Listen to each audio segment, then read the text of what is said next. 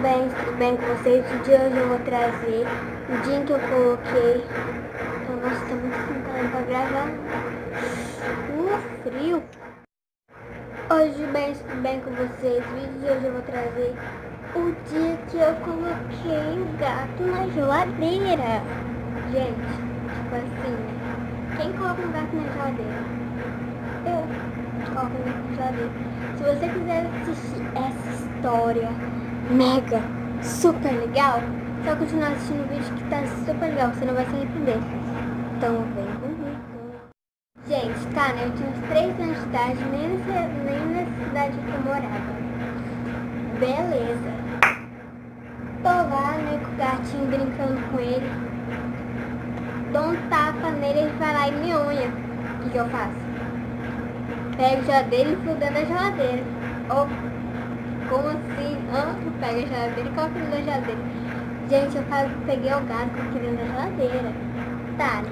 Aí minha mãe tava ouvindo um gato miando. Aí perguntou pra mim, Júlia, cadê o gato? Eu falei, não sei, mãe. Não sei onde ele tá, não. Não sei, ó, faço a mínima ideia. Tá lá procurando, né? De repente ela chega perto da geladeira e ouve. Nhau. Gente, eu vou imitar pra vocês verem. Mas, gente, eu não sei imitar, então não vou mais imitar, não. Mas eu vi um miau. E o nome dele era Melado. Tá. Aí mamãe pegou, abriu a geladeira. Aquele gato saiu todo bagaçado lá. Tava tipo, tudo cheio de leite. E aí eu grito.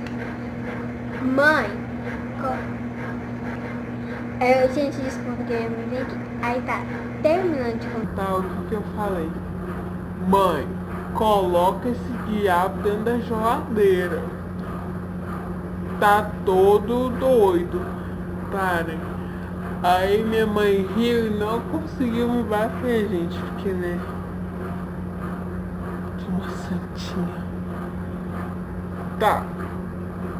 Beleza. Aí minha mãe perguntou, por que você colocou o gato na geladeira?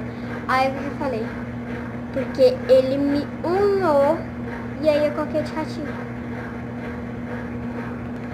Se você gostou desse vídeo, não esquece de dar o seu like, que ajuda muito a fortalecer o canal. Gente, já tá chegando quase a 20 inscritos. Eu tava com 22, né? Só que aconteceu que abaixou rápido. Deve ser porque eu tinha parado de gravar vídeo. Mas se você gostou, dá aquele like, compartilha com os amigos, se inscreve aqui no canal, gente, é só clicar, bem facinho aqui, ó. E um super beijo e tchau, tchau!